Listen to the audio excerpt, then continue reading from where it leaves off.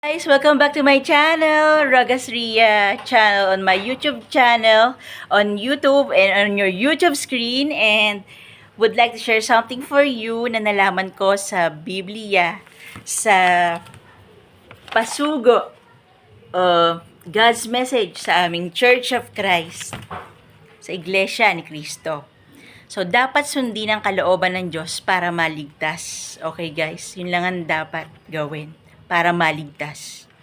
Nilikha ng Diyos ang tao para sa Kanya, nararapat lamang kung gayon na matugunan natin ang dahilan ng pagkakalika sa bawat isa sa atin. Tama. Inaasahan ng Diyos na siya ay ating paglilingkuran at sasambahin. Tama? At dahil sa siya ang ating paglilingkuran, kinakailangan kung ano ang kanyang kalooban, ang siyang dapat nating sundin.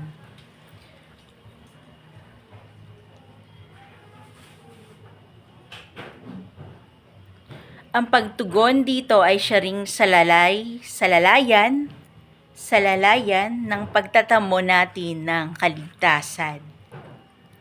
So, hindi nila binigyan ng karangalan ng Diyos. Sa kabila ng mga pagsisikap, hindi natupad na maraming mga tao ang kalooban ng Diyos. Ganito ang patotoo ni Apostol Pablo sa Roma 1:21. Nakikilala nila ang Diyos, subalit hindi nila siya binibigyan ng karangalan na para sa Kanya, ni pinasasalamatan nila siya. Sa halip ang kanilang mga pag-iisip ay naging lubos na walang katuturan, at ang kanilang walang laman na mga pag-iisip ay napuno ng kadiliman. According sa Magandang Balita Biblia. Bagaman pinatototohanan ni Apostol Pablo na ang marami ay nakikilala nila ang Diyos, subalit po na rin niya hindi nila siya binibigyan ng karangalan na para sa Kanya. Bagaman may ginagawa silang paglilingkod sa Diyos, kumikilala sila sa Kanya na nagpapakita sila ng debosyon sa kagustuang makatugon sa layunin ng Diyos sa paglalang sa tao, gayon may hindi nila siya nabigyan ng karangalan. Ito'y dahil ang kanilang mga pag-iisip ay naging lubos na walang katuturan at napuno ng kadiliman. Malinaw na hindi nila napararangalan ng Diyos. Para mabigyang karangalan ng Diyos, kinakailangan kalooban niya ang masunod natin. Gaano kahalagang masunod natin kung ano ang kalooban niya sa ating ginagawang paglilingkod sa Kanya? Ganito ang itinuro ni Apostol Juan sa unang Juan 2:3-5. Kung sinusunod natin kung ano ang sinabi ng Diyos na gawin natin, sa gayon ay natitiyak natin na tayo ay tunay na kumikilala sa Diyos. Sinasabi ng isang tao, kumikilala ako sa Diyos. Subalit, kung ang taong iyon ay hindi naman sumusunod sa mga utos ng Diyos, yun. Kung gayon, ang taong iyon ay isang sinungaling. Ang katotohanan ay wala sa kanya. Subalit kapag ang isang tao ay sumusunod sa aral ng Diyos, kung gayon ang pag-ibig ng Diyos ay tunay na nakarating sa layunin nito sa taong iyon. Sa ganito natin malalaman na tayo ay sumusunod sa Diyos. So, ang sabi ni Apostol Juan, tunay ang pagkilala natin sa Diyos kung sinusunod natin kung ano ang sinabi ng Diyos na gawin natin. Ito ang dapat nating matiyak upang mapatunayan natin ang ating pagkilala sa Kanya. Nagagawa ba natin kung ano ang sinasabi niya dapat nating gawin upang mabigyan natin siya ng karangalan? Ano ang kasamaan kung sinasabi natin, nakilala natin siya, pinaglilingkuran natin siya, subalit hindi naman natin nasusunod kung ano ang Kanyang sinasabi? Ang sabi sa Biblia, ang taong iyon ay sinungaling. Ang kabutihan naman kapag nasunod natin kung ano ang kanyang sinasabi, ay ang pag-ibig ng Diyos ay tunay na nakarating sa atin. Ang kalooban ng Diyos para sa mga tao. Ano ang kalooban o layunin ng Diyos para sa lahat ng tao? Ganito ang pagtuturo ni Apostol Pablo sa Efeso 1:9-10. Ipinagkaloob niya sa atin ang lubos at maliwanag na pagkaunawa at kaalaman sa bukas na lihim ng kanyang kalooban na nagpapakita sa atin kung papaanong ang layuning iyon na kanyang panukala upang isaayos iyon sa kalubusan na mga panahon na ang lahat ng bagay ay kapwa sa langit at sa lupa at dapat tipunin kay Kristo. Ayon kay Apostol Pablo, kalooban at panukala ng Diyos na ang lahat ng bagay kapwa sa langit at sa lupa ay dapat tipunin kay Kristo. Matutupad ng tao ang panukalang ito ng Diyos kapag siya ay napabilang sa naging miyembro ng katawan ni Kristo. Hallelujah! Yun nga. Kung paanong ang mga bahagi ng pisikal na katawan ng tao ay may iba't ibang tungkulin, gayon din naman ang mga miyembro ng katawan ni Kristo. Ang iglesia ay may iba't ibang tungkulin, gayon man tayong lahat ay kabilang sa iisang iglesia. According to Romans 12:4-5, International English Bible. Ang iglesia ay ang katawan ni Kristo. Hindi marami ang iglesia na pinanukala ng Diyos na dapat nating kabilangan. Malinaw na itinuro ng apostol, tayong lahat ay kabilang sa iisang iglesia. Ang iglesia na roon dapat matipon ang mapabilang, ang lahat ay walang iba kundi ang iglesia na itinayo ni Kristo. Kaya nga sinasabi ko sa iyo, ikaw ay Pedro, itatayo ko ang aking iglesia sa ibabaw ng batong ito o hindi malulupig ng kapangyarihan ng kamatayan ang aking iglesia. According to Mateo 16:18. Si Kristo ay nagtayo ng iglesia. Ang iglesia ang kinikilala niyang Kanya. Maliban sa iglesia ang Kanyang itinayo, wala nang iba pang na nakinikilala niyang Kanya. Ang iglesyang itinayo at pag-aari ni Kristo ay tinitiyak niyang hindi mapananaiga ng kamatayan, ang ikalawang kamatayan sa dagat-dagatang apoy. Ang pangalan ng iglesyang itinayo ng ating Panginoong Hesukristo ay binanggit ng mga apostol sa Gawa 20:28. Ingatan ninyo kung gayon ang inyong sarili at ang buong kawan na rito ay hinirang kayo ng Espiritu Santo na mga katiwala upang pakanin ng iglesia ni Kristo na binili niya ng kanyang dugo.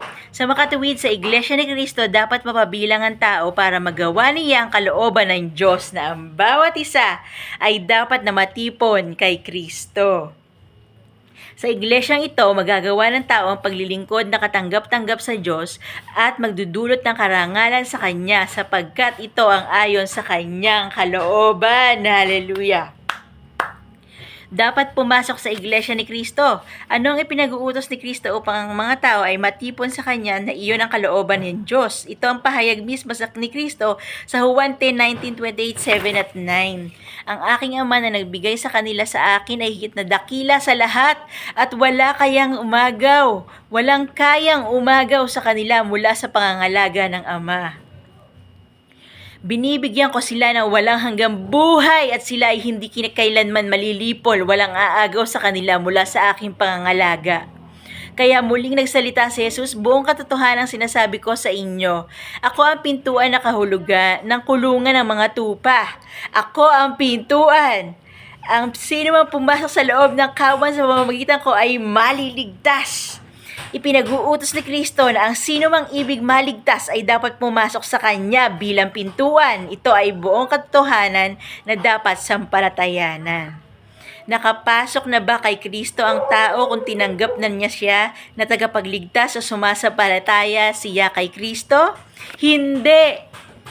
Ang mga tunay na nakapasok kay Kristo na siyang pintuan ay nasa loob ng kawan na ito ay ang Iglesia ni Kristo. Gawa 20:28.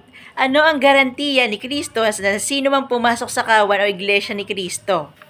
Magtatamo sila ng kaligtasan at ng walang hanggang buhay. Woo! Sa makatuwid, may ipanagagawa sa atin upang tayo ay maligtas. Hindi matatamo ng tao ang kaligtasan ng dahil sa impluwensya ng salapi o karunungan. Ito ay matatamo ng tao kapag siya ay pumasok sa loob ng kawan o iglesia ni Kristo. Ano pang dakilang biyaya ang matatamo ng tao kapag siya ay nasa loob ng iglesia ni Kristo? Ito ang itinuro ni Apostol Pablo sa Hebreo 12:22-23. Subalit nakarating na kayo sa katotohanan na narito lamang nakatutok ang mga simbolo sa bundok ng Sion, ang bagong Jerusalem, ang makalangit na lungsod ng Diyos na buhay, at kayo ay bahagi ng lungsod na iyon. Nakisama kayo sa milyon-milyong mga anghel na nagdiriwang sa harapan ng Diyos sa makalangit na sanktuaryo at tunay na iglesia ni Kristo, na ang mga pagkakakilanlan ay nakaimbak sa langit. Nakarating na kayo sa Diyos, ang pinagmumulan at pamantayan ng katuwiran para sa lahat ng tao na sa iningatang mga pansariling katangian ng mga taong matuwid na napanauling lubos sa pagkakataong tulad ng kay Kristo. Binabanggit na sa siniping talata ang mga taong nakarating na sa katotohanan. Makararating ang tao sa katotohanan sa pamamagitan ng ng pagsunod sa utos ng Diyos at ng ating Panginoong Hesukristo. Ang isa sa mga katotohanang dapat masunod ng tao na sa kanyang ikaliligtas ay ang kalooban ng Diyos at utos ni Kristo na pumasok sa iglesia ni Kristo. Gaano kahalaga na ang tao ay makasunod sa katotohanang ito? magiging bahagi na siya ng makalangit na lungsod ng Diyos. Ang bayang banal. Sinabi pa sa kanila, nakarating na kayo sa Diyos. Kung gayon, ang makararating sa piling ng Diyos ay ang mga pumasok at nakapanatili sa loob ng tunay na iglesia ni Kristo. Ito ang dahilan kung bakit sinisikap naming mga kaanib na iglesia ni Kristo na makapanatili rito. Yun. Ito, ang tunay na iglesia ang ikapagtatamo ng karapatang maligtas at makarating sa langit. Bakit ang banggit ay tunay na iglesia ni Kristo? Sapagkat mayroong hindi tunay na iglesia. Iyon ay ang mga hindi itinayo ni Kristo. Hindi rin sila sa Diyos at sa mga iyon ay walang kaligtasan at buhay na walang hanggan. Ano ang pasya ng Diyos sa sino mang hindi ginawa kung ano ang kalooban ng Diyos? Ganito ang babala ng Biblia. Sapagkat wala akong pananagutang hatulan ng mga nasa labas ng iglesia ni Kristo. Yun. Ang Diyos ang siyang hahatol sa mga nasa labas ng iglesia. Iniuutos sa atin ang mga kasulatan na dapat ninyong alisin ang masamang tao sa gitna ninyo. 1 Corinthians 15:12-13. Ang mga nasa labas ng iglesia ay hahatulan. Ang Diyos ang hahatol sa kanila pagdating ng araw ng paghuhukom. Ayaw natin na tayo ay mapahamak. Hangad natin na makarating sa piling ng Diyos. Magawa nawa natin kung ano ang kanyang kalooban para sa ating lahat upang tayo ay maligtas. Hallelujah. Itong leksyong ito ay tinuro ng kapatid na Eduardo V. Manalo, tagapamahalang pangkalahatan ng pagsambang kanilang pinangangasiwaan sa Saitama, Japan noong Hunyo 2, 2019. So nasulat lahat ito sa Pasugo o God's Message, the magazine of the Iglesia ni Cristo or Church of Christ. Okay? So, meron ako nito. Binigyan ako ng isang kapatiran, ng isang kapatid. So, that's it guys! Sa susunod, itatakal up ko pa sa inyo ang iba pang mga bagay para malaman natin ang lahat ng katotohanan at katotohanan na magpapalaya sa atin. Okay? So, bye for now. See you next time. Bye!